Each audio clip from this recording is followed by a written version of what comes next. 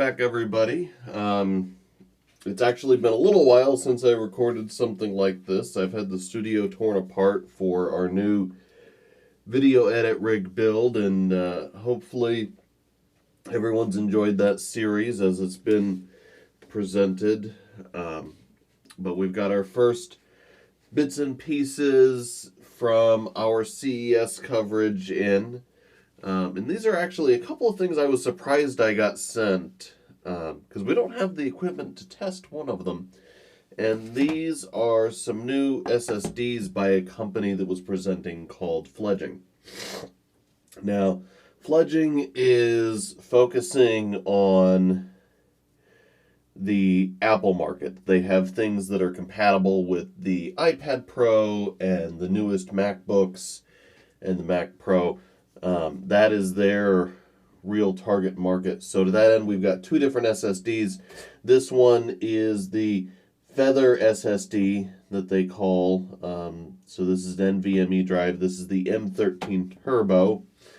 And what's in this box is the Shell Thunder in a 1 terabyte capacity. This is a NVMe to Thunderbolt 3 drive, and this one appears to be rated for up to 2.8 gigs read and 2.5 gigs write. So let's go ahead and just pop these out. So starting with the M13 Turbo, there's a little install guide on how to go about setting this up. We've got a contact number, a contact email. Use the P5 screwdriver provided, so they do provide the parts required. A T5 and well, they say P5, but it appears to be a 1.2 star driver for installing things. We get a sticker, always a nice addition. And then the SSD itself. So this is the M13-3 according to it, or the Fledging M13 Turbo. This is a 1 terabyte NVMe device. And what makes this drive special, and part of why I said that we really couldn't test it, is at the very end of the drive, you'll notice this little itty-bitty carrier board. And what that does is this little interposer board, which I should be able to remove, interfaces what would normally be an M2 NVMe drive with an Apple device. So let's see. This appears to have, we have Kingston Components. Okay, so Kingston is the OEM for the M2 NVMe. It looks like, so we've got, or I should say we've got Kingston DRAM, we've got a Scion PS5012-E12S-32, and then Toshiba RAM. Okay, that's an odd component selection for this. I would have expected a Silicon motion controller. Now, Fledging specifically was unwilling to comment on who the ODM was, or, how am I going to phrase this, to using a single controller, basically whatever they can validate that's going to work on the MacBooks is going to be fine as long as it reaches these speeds. So if you purchase an M13 Turbo after I'm done reviewing this one, you may get a slightly different drive configuration, but it should still perform the same. And the fact that they're being upfront with that they are going to, source these from whoever they can to meet their requirements is fine, as long as it meets the performance specs, which are listed on their website, and I'll put them up on the screen here. Now, what we're going to do is just pop this off. So at this point, now I have a Scion drive that I can put in our SSD test bench. And this is actually really cool from my standpoint, because I've never gotten my hands on anything from Scion. I should probably call Sabrent and ask them about that. So that's the M13. It comes with this. Now they do have, and I'll put a link to in the description, an upgrade kit. That's basically a small SSD that allows you to update the firmware on your MacBook or Mac Pro to something that is appropriate to use these larger drives. So they have an upgrade path if your drive's already full. And you can't do that because you do have to be on, I believe they said High Sierra in order to use these with the more recent Macs. So now let's look at the Shell Thunder, and this is one I told them we could test because we do have Thunderbolt available in our ThinkPad P50. And this is a very hefty aluminum enclosure.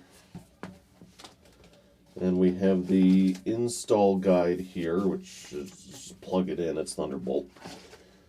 And then another sticker, and this is good. So here's the Thunderbolt cable. It comes with what looks like to be a 18-inch Thunderbolt cable, so probably half a meter. A Phillips number 2 by 30 millimeter screwdriver, and what appears to be a spare screw. So let's go ahead and take a peek under the hood at this before we test it as well.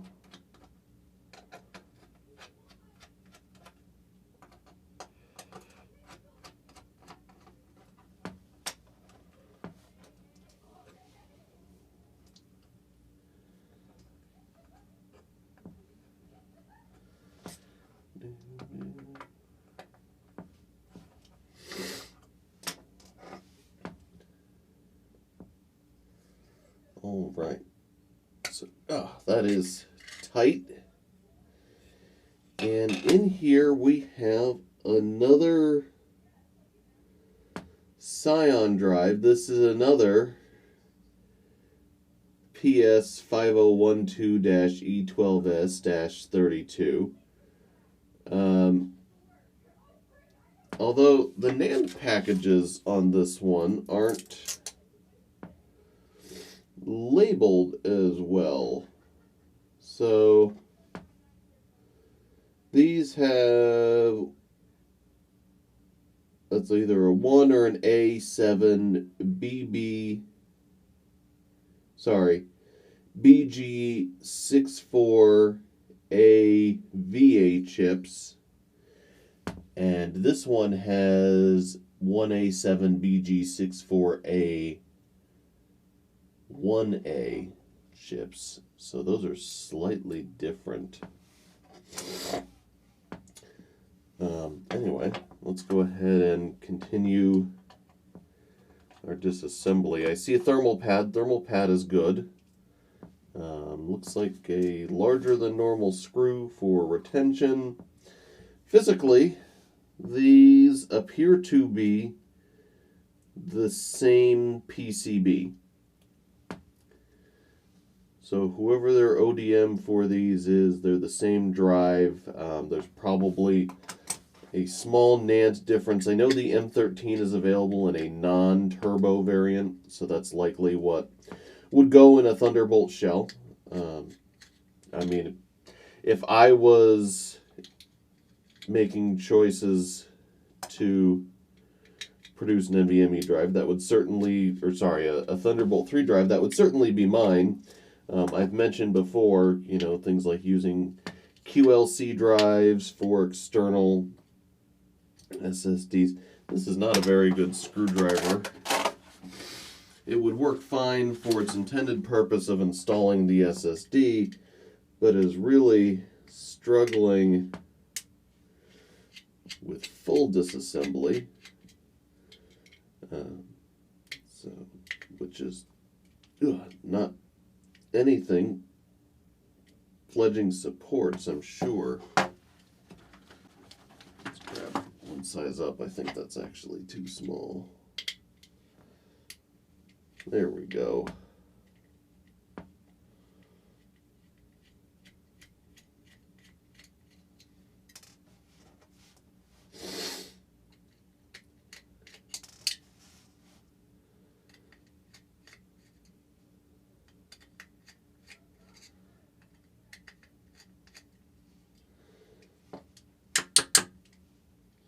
Come on.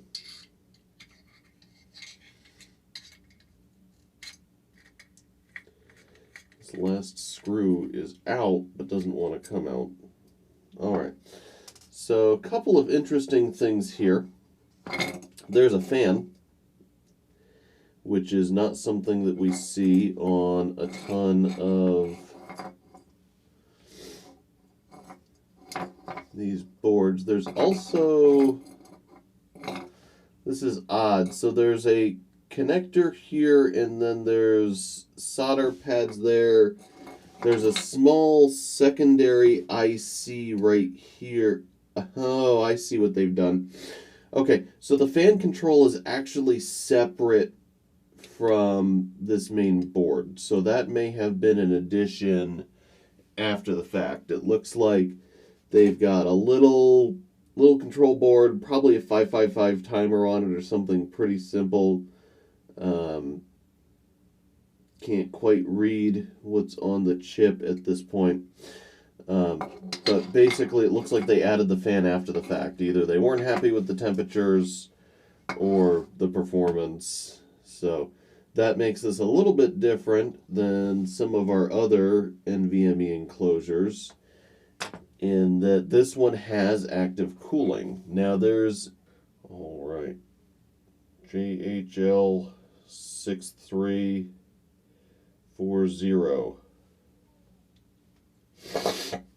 That makes that an Intel Thunderbolt 3 controller. And I'll put some of the specs up. So, alright, let's put the thermal pad for that back on. Alright, so that is our two drives we're looking at. We've got an M13 Turbo and what I can only assume is an M13 non-turbo, although I may test this one inside and outside of the enclosure to see if there's any actual differences between these. Maybe they're both M13 turbos and one just has a slightly newer NAND revision, which happens on occasion. I do like that the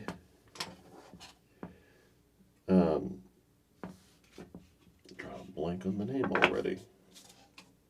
I do like that the Shell Thunder has thermal pads on the SSD as well as a active cooling fan.